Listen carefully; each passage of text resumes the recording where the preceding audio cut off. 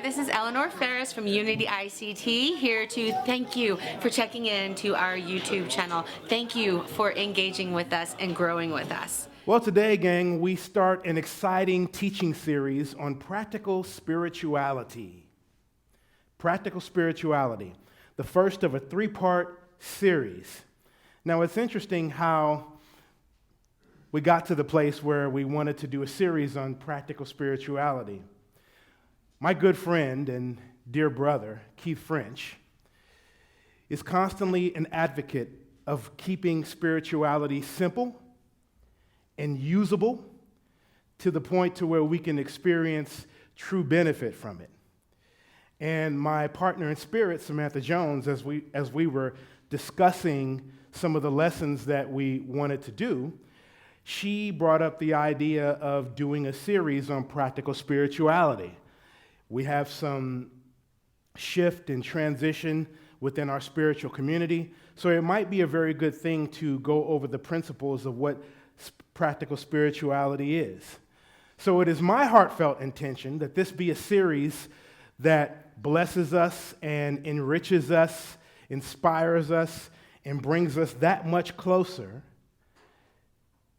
to our oneness with God.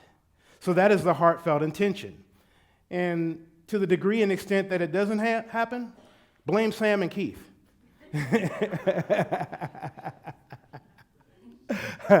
Love you, Keith. Practical spirituality. One thing that can definitely be said about humankind has a spiritual impulse. I'll term it that way. Humankind has always been a seeking creature. Us as humans, we have always had this impulse to want to grow, to want to be inspired, to delve into and reflect on the bigger questions. Who am I? Why am I here? What is the meaning of life? What is the meaning of this universe and my relationship to it? Whether we have thought about these questions consciously or unconsciously, we have all felt this impulse to want to understand deeper, to want to be more, to try to understand life from a deeper perspective than just what we might see or experience every day. So throughout the history of mankind, we have pursued this spiritual impulse in trying to understand this spirituality in various ways. We've held and developed spiritual ceremonies. We've created altars, and we have offered animal sacrifices to try to get in contact with this great beyond. Some at various points in times, in trying to understand our relationship to the universe, we've adopted a reverence for nature. We've gazed in the stars to try to glean meaning and patterns that we can apply to our lives. We have held and developed sacred scriptures of various kinds that were inspired writings from different perspectives and different levels of consciousness to try to understand this impulse, understand where it comes from, and to get answers to our questions, regardless to what we have done and how we have tried to delve into this deeper. It was all driven by a great desire to experience a power that would have answers for us, a power that would help us, a presence that we could identify with and relate to, so that through the trials and the travails of the journey, we could engender hope and inspiration to navigate our paths and to try to maintain a sense of sanity. And through these processes, as we've come to understand this great mystery or this power that we term or label God, we have tried to identify God in altars identify God in great structures and temples, identify God in objects. So where we sit today, there is a growing understanding that this presence that we're seeking is not just in the great beyond. We feel that spark within, that presence within. Something within us is telling us that there's more to us than our physical bodies. Something in us is telling us that there's more to life for us than what we experience and see every day. And with that in mind, we come to practical spirituality. I figure that for the purposes of this series, it might be good to try to identify a working definition for what practical spirituality is. So I did a little digging and did some research and did a lot of prayer and meditation to try to come up with a usable definition that we can reflect on and build in this particular series. First, I looked at the word practice. Practice is the concern with actual doing, as opposed to a lot of theory or ideas. Related to the word practical is the word practice, consistent repetition of an activity to grow and or to develop skill. So when you practice something, and practice is a very interesting word, we understand practice when it comes to sports, when we go to practice so that we can be able to show up and be present and perform in the games. If I'm practicing the piano, I'm going through a series of repetitions to gain skill and mastery and grow in my ability to play the piano. And so I practice for the performance. What is spiritual practice? What are we practicing for? Why are we practicing? You ever thought about that? Spiritual practice. Charles Fillmore offers a very interesting definition of the word spirituality. The consciousness that relates man directly to God. It is quickened and grows through prayer and other religious thoughts and worship. The consciousness that relates man to God. The reason why it is healthy to see man or humankind in a divine light, because each and every one of us are spiritual beings. Spiritual is not something that you do in reality. Spiritual is what you are. There is a spark, there is a divine spark within each and every one of us. And we can get a sense of that divine spark when we understand the breath of life, which comes from God. Most of the time when we breathe, unless we are intentionally focusing on our breath, we're not even conscious of our breathing. We go about our day doing our thing, carrying on our business, and most of the time we are breathing in and out, and we're not even aware that we're breathing. That should give us an indication that despite what we might think about in our everyday experience, there is a force and a power working in us and through us for us. Because we are spiritual beings, we have access to the vast expanse of the universe, the vast expanse of the infinity of God. It is our birthright and our nature to constantly contact with the infinity, the infinite presence and divine intelligence that there is. That's why we get addicted to our cell phones. Because with our cell phones, we have access to the vast expanse of the World Wide Web. And if I have my cell phone or my computer, if I want to find out what's going on the other side of the world, all I have to do is the right Google search, and I can find out what's going on over there. So through that contact, I have a vast expanse of the World Wide Web. Now, don't get me wrong, it's a wonderful tool. It's great to be able to have access, instant access to that kind of information. But when it comes to feeling our contact with the wider expanse of God, it's a cheap knockoff.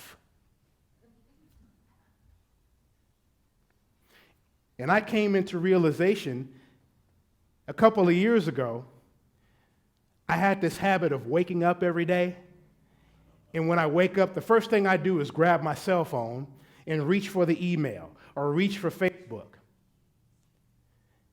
Once I came to that realization, I flipped it. So now when I wake up, the first thing I do is go into prayer to get in contact with the real vast expanse. Again, not knocking it. Don't feel condemned if you love your cell phone. I like Facebook and Twitter too. But put it in its proper place and perspective. So, because we are spiritual beings, and spirituality is a way that we go about exploring our spiritual nature and living it in everyday experience, we roll that into a definition, a working definition of practical spirituality. And what we'll go with is this. Practical spirituality is the practice of using spiritual laws and tools that causes one to develop a consciousness of oneness with God and expresses that in thoughts, words, and actions. Practice of spiritual tools so that we can know that we are spiritual beings and know that we, by natural state, are one with God. And from that consciousness, self-identifying as that and living from that to where our everyday lives, experiences, relationships are fortified with this knowing for practical benefit and blessing. So we'll go with that. Now, unity is known as practical Christianity, meaning that we take the teachings of Jesus, identify the spiritual principles therein, and apply those teachings to our lives. So, being a Christian in this perspective is practicing what Jesus taught. Now, in unity, we see Jesus as Savior in the sense that he embodied a way of being that he recognized his intimate oneness with his Father, self-identified from that place, and lived based on that understanding. And so we follow that divine, extreme example. And that's what we consider as following Jesus. That doesn't mean following what we believe his personality might have been, following him in the sense of what his favorite drink was or what his favorite color was and trying to shoehorn ourselves into that. It's about coming to understand ourselves through the practice of spiritual laws and principles, the way Jesus came to understand himself through the practice of spiritual laws and principles. Practical spirituality, making this every day, to the degree and extent that we engage in spiritual ceremony and spiritual ritual, we use these as tools to come into a direct and firsthand experience of God. It's about experiencing God. Our spiritual tools should be what gets us there. But oftentimes in our spiritual journey, we put the spiritual point of focus on the tools, on the different rituals, the different beliefs and practices. And when we get to the extreme of this, we make this law for all persons. This is what I believe. This is what is true. This is what is correct. And if you don't believe it, then you're going to be on the wrong side of God. and there's a punishment waiting for you if you don't change. There's a punishment waiting for you if you don't adopt the right religion or the right ritual or you study the right scripture. At best, religion is a pointer. And this mindset where we err is akin to giving homage to an arrow, to the shape of an arrow, to the color and size of an arrow, instead of being interested in what the arrow is pointing at. It's about being on the highway and going to a resort, and you see the sign on the highway saying Palm Springs, California, 50 miles, and you stopping, getting out of your car, and you're doing like this to the sign, rather than the experience of being in the beautiful resort town of Palm Springs, California. Practical spirituality is about getting into the experience of God and living the experience. And so in this series, we want to share some tools and techniques where unity meets the road. So how can we practice this way of spirituality in our family life, in our work life, in our community life, whether it's the wider the community or a spiritual community or communities where we feel safe, secure, and loved? When it comes to honoring our dreams and following our dreams, where does practical spirituality come into play? Eric Butterworth, a very prominent unity minister, says that the entirety of unity teaching, if it had to be put under headings, it could be placed under two headings: prayer and right thinking. Prayer and right thinking. Unity started as a prayer ministry, and it continues to be that way today. Prayer that gives us constant contact with the mind of God. When it reads in the New Testament that we are to have the mind of Christ, that's not just sentimental feel-good talk. What that literally means is that we are to have our minds spiritualized with the consciousness of God. And prayer is the consistent practice that does that. And from prayer, we engage in right thinking, and we apply the law of mind action. The law of mind action, simply stated, is thoughts held in mind, produce after their kind. A more updated iteration of that is thoughts, feelings, and beliefs held in heart and mind, produce after their kind. I'm a little more partial to that updated iteration because I think it's a more accurate map of the territory. How we think shapes our experience. And when we think from God consciousness, we allow ourselves to have an experience of God. Now, the two are very important because the self-help industry recognizes the law of mind action. It recognizes that thoughts and feelings and beliefs shape our experience. Yet when you add a consciousness of the divine, it makes the difference between thinking from God mind and thinking from unhealthy ego. I'm not knocking the self-help industry. It's a wonderful thing. I'm just describing the distinction. When we think from God mind, I feel a need to explain what that is. Thinking from God mind does not mean following a divine list of do's and don'ts. Do this, don't do that. What it simply means is conditioning our minds to develop the neural pathways in the brain so that we are more open to intuition, divine guidance, and the executive faculty of God speaking to us. It means adopting a sixth sense, so to speak, and then incorporating that into our everyday thought processes. Now, I want to give an example of that so that we understand.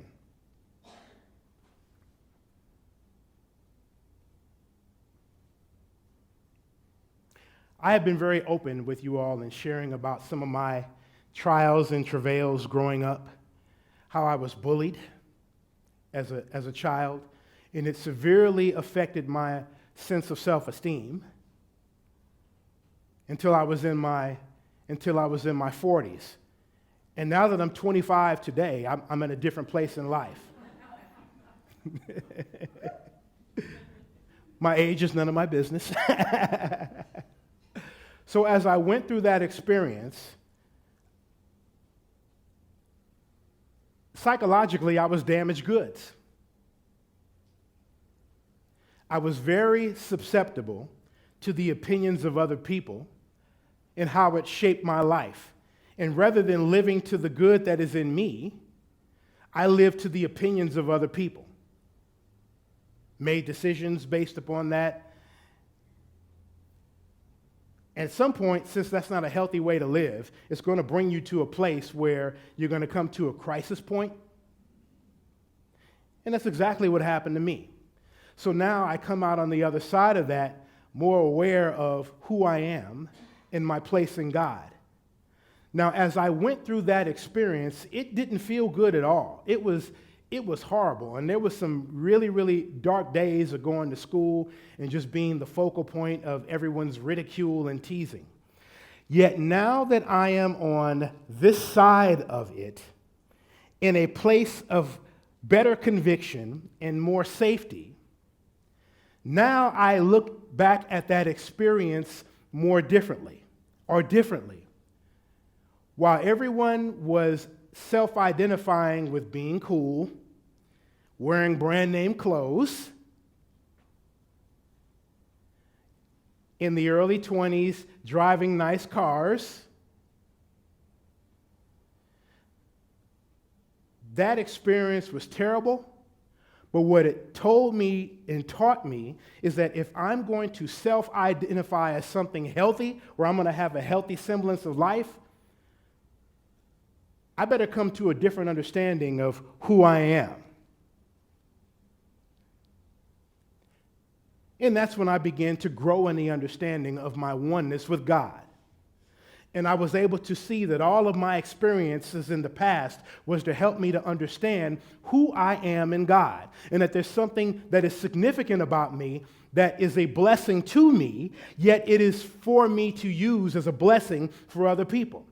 So I began to start identifying my worth. I began to start understanding how I love to do public speaking in ways that lifted people and that helped people. And I began to understand a greater significance to myself. So now I look at that experience as something that has poured into me that allows me to serve, to love better, to experience people in a more greater way, and to appreciate the beauty in people. That's why I'm always schmoozing you all the time and telling you how wonderful you are and telling you that you are the presence of the divine in action, brought onto this planet in a unique and beautiful way to express something very beautiful. Each and every one of you are that.